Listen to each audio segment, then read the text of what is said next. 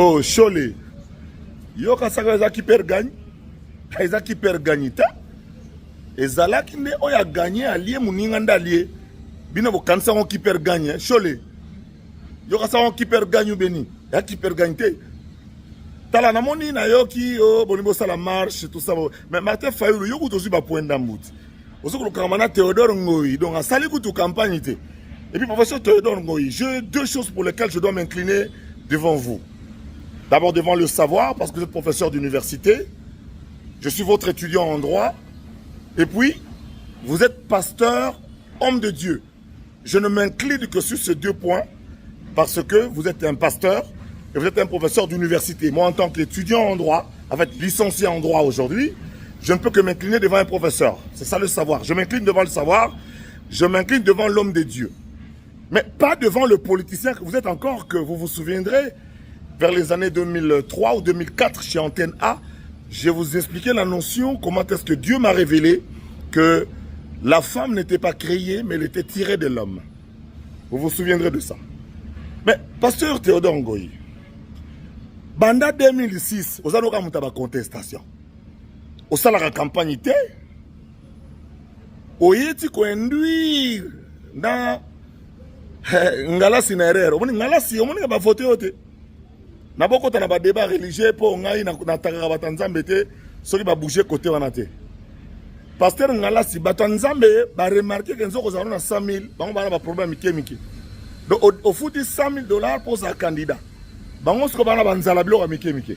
Yo moko so Solomon ba poni ote, c'est-à-dire que au cause la président vita. To ya imana, to ya bilima, ba ya ande pona bale, ba ya ande pona église. Maintenant, on va voter Fachi. Pour Fachi, na kini ba 90%. Fachi na kini ba 90%. Donc, na moni ke ya Martin. Ok, on sangana ba meni fretin politique. Bon ça la marche, loi électorale le bon montant. Loi électorale est proposée. Ba mode ya contestation marche na katita. Bon marché point. Bolingaki le 20 e commaté trouble zala. Le 20 est commis. Bobeti bo poli. Et ça qui perd gagnité. Si vous avez la marche, tout ça un processus. Parce que il faut proclamer le 31. Cour constitutionnelle administration le 10. Donc, loi électorale et prévoir la méthode de contestation, de réclamation, marche à la quantité. Vous se retrouvez na mère camerounaise. Pongo ya na moi cité. Bon se retrouver yo na mère camerounaise pour to kopé sa ordre ngazakle. On a attendu sa stade. Na kopé sa pe ordre que muto ya te na marche na bino au cas où. Mais les résultats marche nini. Eza qui perd gagner nogo. Bo participer ti bo poli. Côté bire kangamaki na Kamalondo na Lubumbashi to yo ki sango. Akangi ba bureau ba lobite awa numéro 20 ba voter été. Yo ki so réclamer. To moni ngo pamba. Ba bureau za ki 970 000. Ce qui 43 bureaux batumbi. Et là qui perd gagne nogo. Donc yo Cholet yo. Lokola ambongo akimi makambo ambongo wa mama be. Bolemo Moïse Katumbi anga ye batoyo. Bodame mbongo ya mondele. Siko lobi o église ekota te. Hein? O kota. Ambongo na zongsi na kati. Ambongo na zongsi na kati. Zongsi ambongo batu. Okozonga. Cholet yo Cholet tout vika sendi comme omona yo moko ngo sonyati okozwa nye politique okozwa banzinzi politique ba kolanda yo na yena yebisa bana kin distraction ezala te tout est calme bosenga di bureau par bureau tozo pesa vote kadi malaxi bino ke professionnel ba mindele bandimi ba organisation tout endimi que vote salame ya normal mutu tout endimi kaka bino marche ate marche eza mode ya contestation ya scrutin te ya ko régler contentieux te marche ezate. Donc, si vous avez la marche, que va y Martin au défilé, on a serré à Samuel et tout. Vous avez dit que vous avez dit que vous avez dit que vous avez dit. Attention. Déjà. Bah, ça l'enquête. Dans l'hôtel Morakini, vous avez dit que vous avez Jean-Pierre Bembalobaki, il y a cyber-attaque, il va attaquer, il va attaquer. Maman Bembalobaki, na calme. Hein? Oh, na moni petit na galerie Mongo, on a stagiaire à galerie Mongo ya Turquie. Peut-être qu'il y a ici, il n'y a pas déposé la candidature à sa campagne. petit moi mukie boy ya mukie mwana bitinda candidat président mais mwana bitinda mawa anga ibaba baso na liali ya bino di bambendre bangoto bobo baswapante Chole swapante ngoto bobo di yo lokolo bima olongoli sultan to sultan e tika libana tina yo tokeno bongo pour mosaka na bato bozo utiliser ba bâtiment ba catholique banda kanza ba catholique bolie mongo ya candidat moko po botia ba congolais na bususu ambongo banda yo koma ba messe œcuménique sila basanga na su ba église teliko na yo donc lokolo zongi bonga abimisi yo zonga kuna tina suka ndeto opilame po bokasi eza qui perd gagne tala bato baza ko composer délégation à SADC tala bato baza ko composer délégation à Union européenne Olivier Kamitato kimia okolega na France 24 biso to lobaka ka awa yoko loba na France 24 bozana nyongo ya 4 milliards fo boliango courte joie ba pesi bino punition il faut sila bon matabavion mabe bo louer ba jet mabe courte joie eza équipe organité Chole yo za sanzambalati na suka banda es oh Chole yo ka saka eza équipe gagne eza équipe organité ezalaki nde oya gagné allié muninga ndalie bino bo kansa on qui perd gagne Chole yo ka sa on qui perd gagne beni ya qui perd gagne te tala na moni na yo ki o bonimbo sala marche tout ça mais Martin Fayulu yo ko tozi ba point d'ambout ozo ko kamana Théodore Ngoyi donc a sali ko to campagne te et puis professeur Théodore Ngoyi j'ai deux choses pour lesquelles je dois m'incliner devant vous. D'abord devant le savoir parce que vous êtes professeur d'université, je suis votre étudiant en droit. Et puis, vous êtes pasteur, homme de Dieu. Je ne m'incline que sur ces deux points parce que vous êtes un pasteur et vous êtes un professeur d'université. Moi, en tant qu'étudiant en droit, en fait licencié en droit aujourd'hui, je ne peux que m'incliner devant un professeur. C'est ça le savoir. Je m'incline devant le savoir, je m'incline devant l'homme de Dieu. Mais pas devant le politicien que vous êtes encore, que vous vous souviendrez, vers les années 2003 ou 2004 chez Antenne A, je vous expliquais la notion, comment est-ce que Dieu m'a révélé que la femme n'était pas créée, mais elle était tirée de l'homme. Vous vous souviendrez de ça. Mais, pasteur Théodore Ngoyi, banda 2006, vous avez une contestation. Vous avez la campagne, vous avez induire dans ngala sinaerero. Vous avez voté.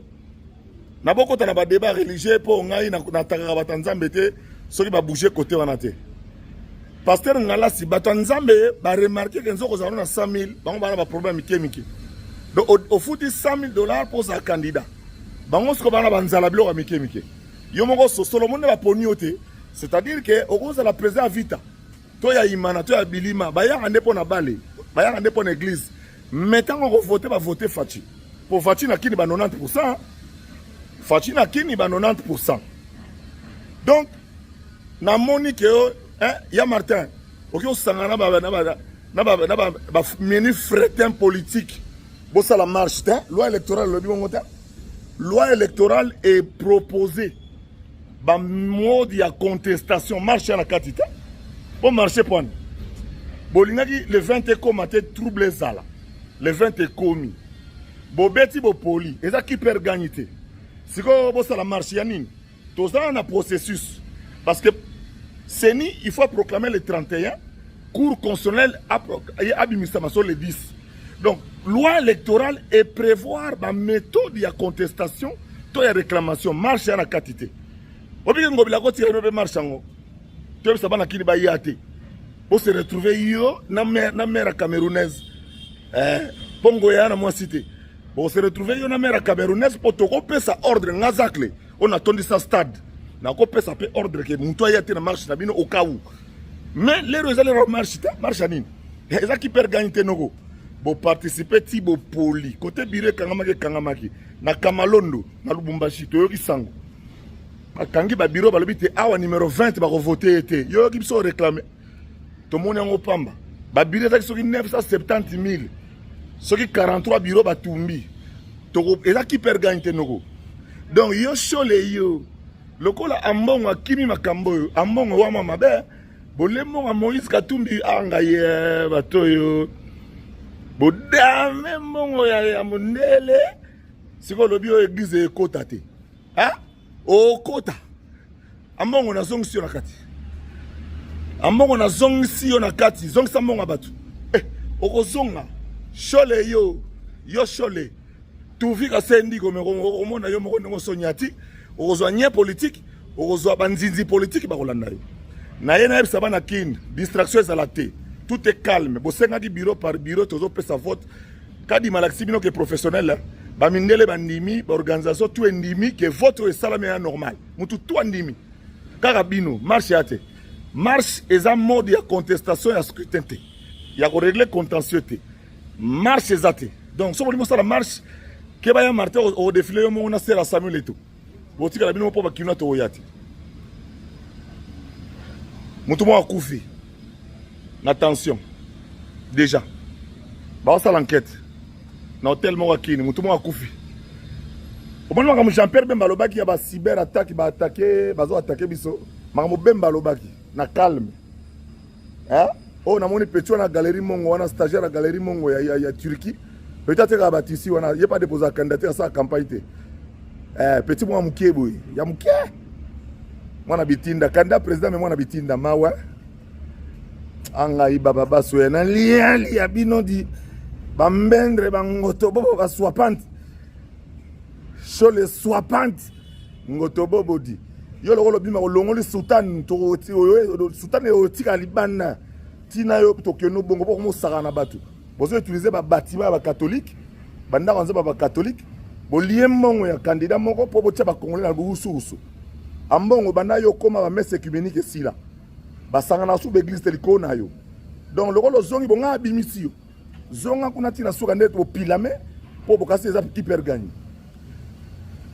tala bat baza ko composer délégation à SADC tala bat baza ko composer délégation à Union européenne Olivier Kamitato kimia okolega na France 24 biso to lobaka awa yoko loba na France 24 bozana nyongo ya 4 milliards fo boliango courte joie ba pesi bino punition il faut sila bon matabavion mabe bo louer ba jet mabe courte joie eza équipe organité chole yo za sanzambalati na suka banda es oh chole yo ka saka eza équipe gagne eza équipe organité ezalaki nde oya gagné allié muninga ndalie bino bo kansa on qui perd gagne chole yo ka sa on qui perd gagne beni ya qui perd gagne te tala na moni na yo ki o bonimbo sala marche tout ça mais Martin Fayulu yo kutozi ba point d'ambout ozo ko kamana Théodore Ngoyi donc asali kutu campagne te et puis professeur Théodore Ngoyi j'ai deux choses pour lesquelles je dois m'incliner devant vous.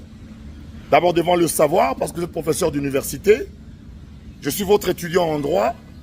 Et puis, vous êtes pasteur, homme de Dieu. Je ne m'incline que sur ces deux points parce que vous êtes un pasteur et vous êtes un professeur d'université. Moi, en tant qu'étudiant en droit, en fait licencié en droit aujourd'hui, je ne peux que m'incliner devant un professeur. C'est ça le savoir. Je m'incline devant le savoir, je m'incline devant l'homme de Dieu.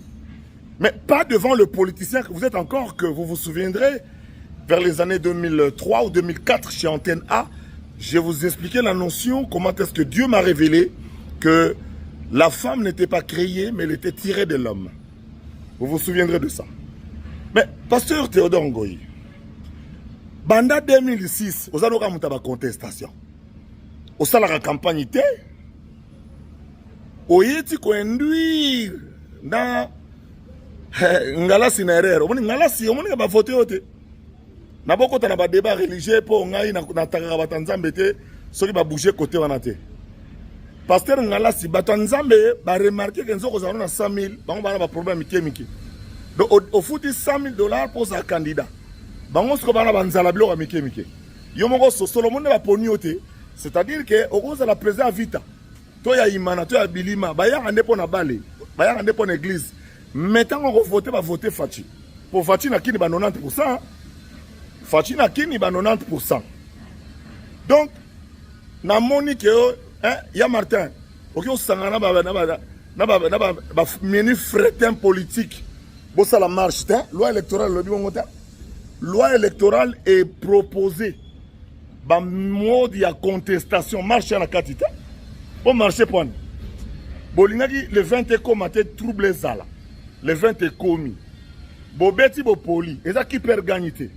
Si vous avez la marche, Tout ça a un processus.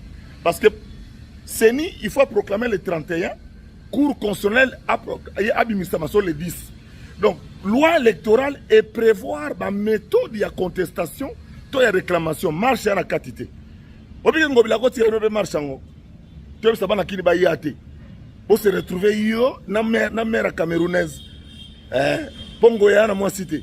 Pour se retrouver yo na mère camerounaise pour te couper sa ordre ngazakle. On a attendu sa stade. Na couper sa ordre que muto ya te na marche na bino au cas où. Mais les résultats marche nini. Eza qui perd gagner nogo. Bo participer ti bo poli. Côté bire kangamaki na Kamalondo na Lubumbashi to yo ki sango. Kangi ba bureau balobi te awa numéro 20 ba voter été. Yo ki biso réclamer. Tout le monde est en Opamba.